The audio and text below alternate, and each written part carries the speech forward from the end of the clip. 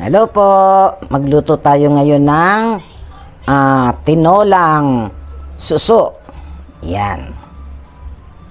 Pangalawang beses ko palang ulitong lulutuin simula nung matutunan ko tong ganitong klaseng luto. Natutunan ko to sa tatay ko. Pwede palang itinola ang suso. Yung tawag sa amin susong pilipit. Yan. Paborito ng tatay ko yan. Noon sabi niya, Tess, magtinola ka ng suso. Sabi ganun sa akin. So, tinry ko. Masarap pala. Una, lagay natin yung luya. Yan. Sunod natin ang bawang. Sibuyas. Yan. Hayaan po natin silang pumula. Isunod po natin yung suso. Ayan. Buhay pa Tinanggalan ko na ng buntot, buhay pa rin. Yan. Yan, kita nyo yung, yan, suso na yan. Ilipit. Tinanggalan ko po yan ng buntot. Yan, para masup-sup yan. Yan. Gisa-gisa lang natin siyang ganyan. Tapos, lagyan natin ng patis. Oops, tama na po. Yan. Saka nadagdagan pag matabang mamaya. Yan. Gisa-gisa natin. Sunod po natin tong papaya. Yan. Papaya siya. Yan. Atin pong haluin. Sa tinagal-tagal ng panahon, guys, 2 beses ko palang po maluluto ngayon. May nag-alok lang po kasi sa akin. Tumawag kahapon. So sabi ko, ibabad muna ng tubig para ilabas yung kumbaga, tawag nila, parang sumuka, ganon. Yan, masarap ang sabaw niyan. Yan, okay na po. Hintayin po natin kumulo. Yan po, sunod po natin yung daon ng malunggay. Yan, para lalong masustansya yung ating ulam. Yan. Konting kulo lang po to, mga 2 minutes, luto na po to. Yan. Yan.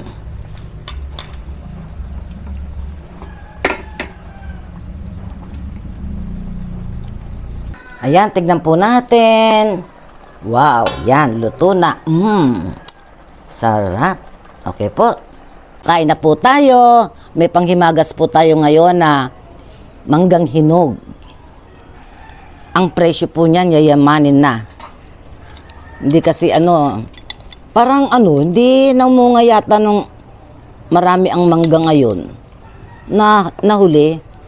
Dati pag ganitong panahon, maraming maraming mangga. Baka bandang by March. Yan. Yan, ang sarap po ng ating tinolang shell. Tawag sa amin dito ay susong pilipit. Ay. Hirapan ako. Boss ko na. Yan. Yan, see? Sarap.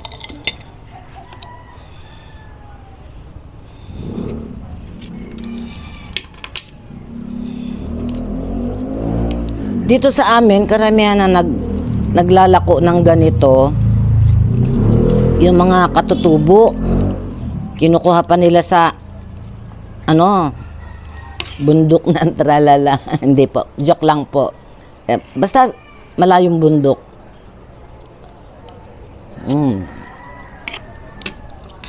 Sarap. Sarap to, sabaw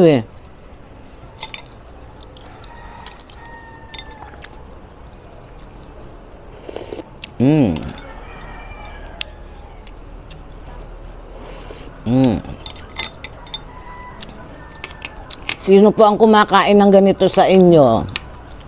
Nung araw, uso to marami to Kaya yung mga Kaya yung mga katutubo talagang kabundok-bundukan talaga, yung talagang halos walang bahay. Kunin ko nga to, lalagyan ng ano, pinaghimayan.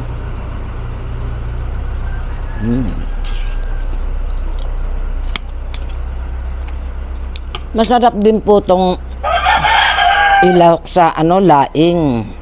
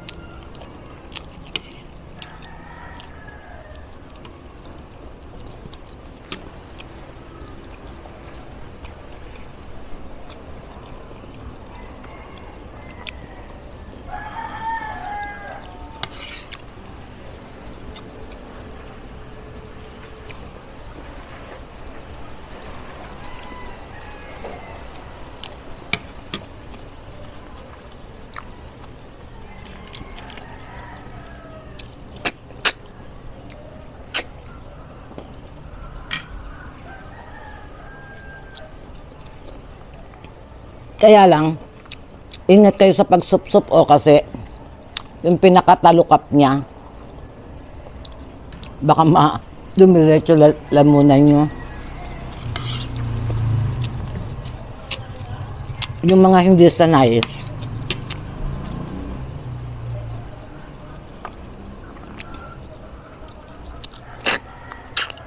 ang hinahanap ko ngayon, yung kuhol.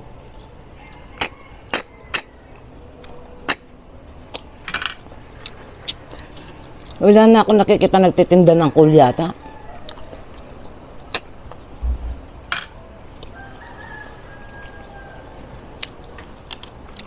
Marami akong nakikita sa bukid, dito sa dinadaanan namin.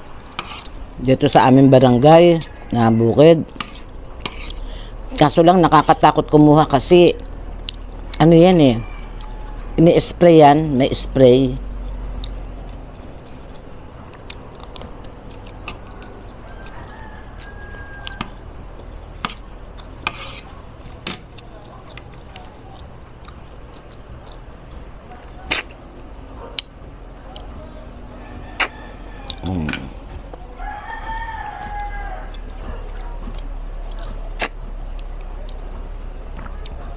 Ang taba.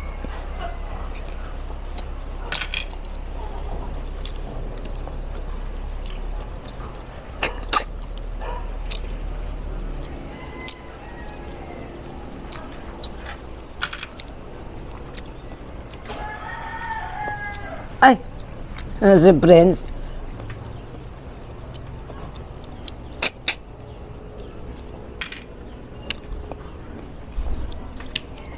May malalaki, may maliliit. Sa bagay, maganda yung katamtaman laki lang eh. Ala, hindi yata hindi natanggalan ng pitong isa.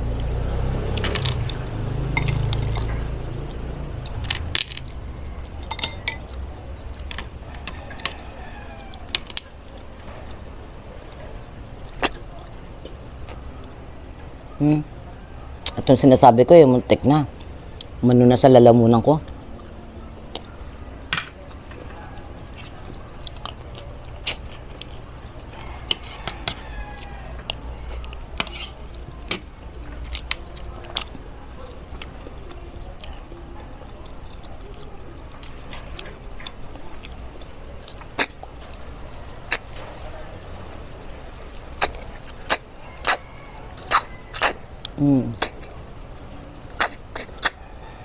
Hirap dihin.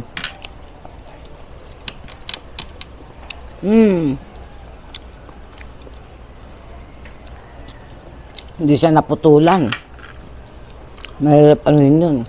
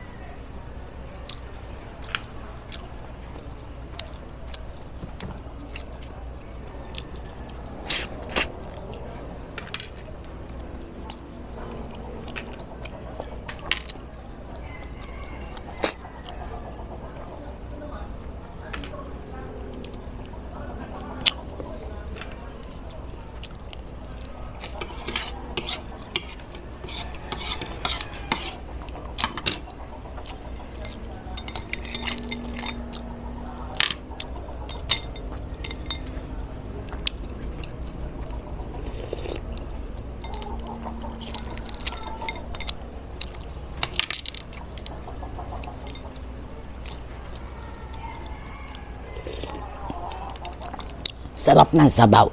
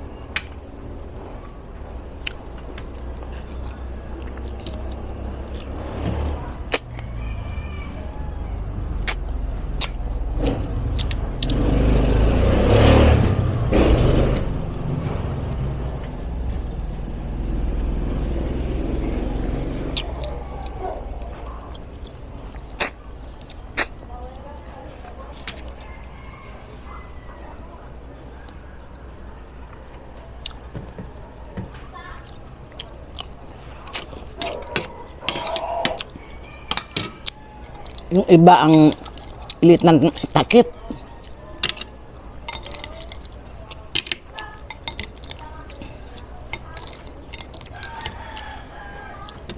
Dami ko na yata nasandok sa mangkok.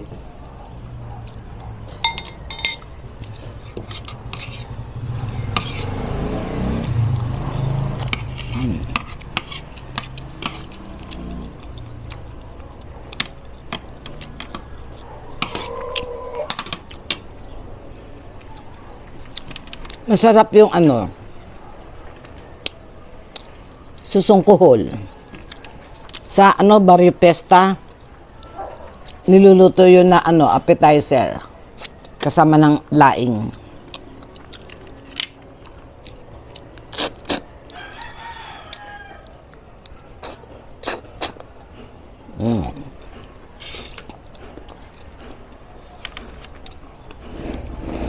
Malinis na malinis. Wala siyang ano. Usually pag ganito, pag hindi mo siya binabad sa tubig overnight, may buhangin.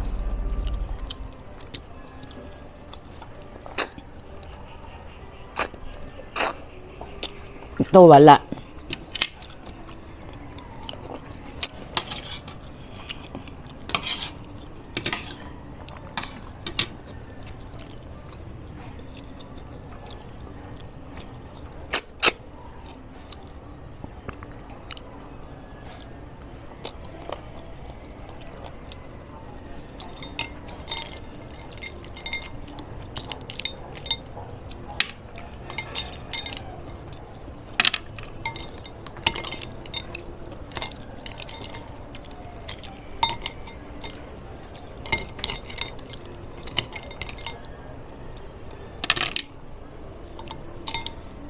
Sarap ng sabaw eh.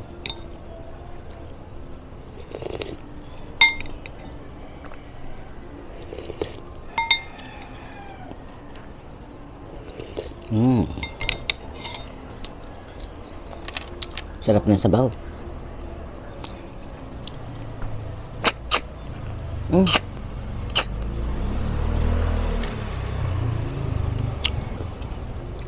Parang ano, manamis-namis pakilasa ko.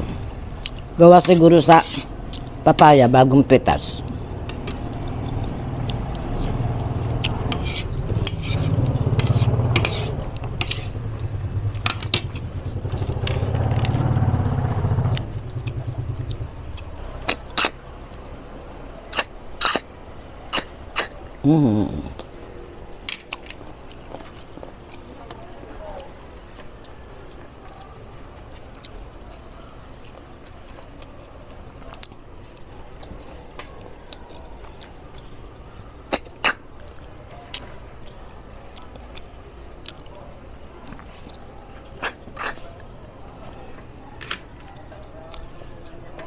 Namatay kandila.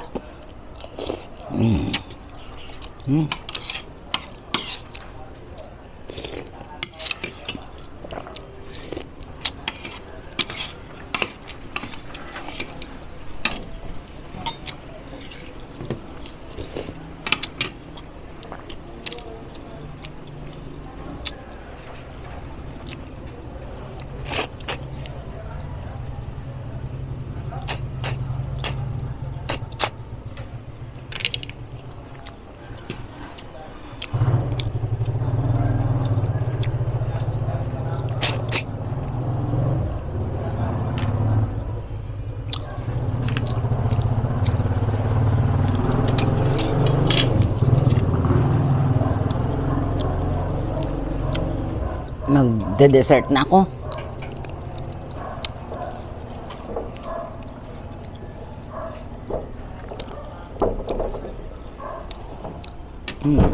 Tamis ah. Hindi po, habang nagde-dessert ako, magpaalam na muna ako sa inyo. Maraming salamat po sa matyaga niyong subaybay sa aking channel. Yun. Yan. Nagpapasalamat ako sa mga avid viewers dyan. Yung mga hindi nag-skip po ng skip. Yeah. Ay, yung hindi nag-skip ng ads. Baligtad. Sige po. Maraming salamat po sa inyo. God bless us all po. Nabubulo si Mama Tess. Bye-bye po.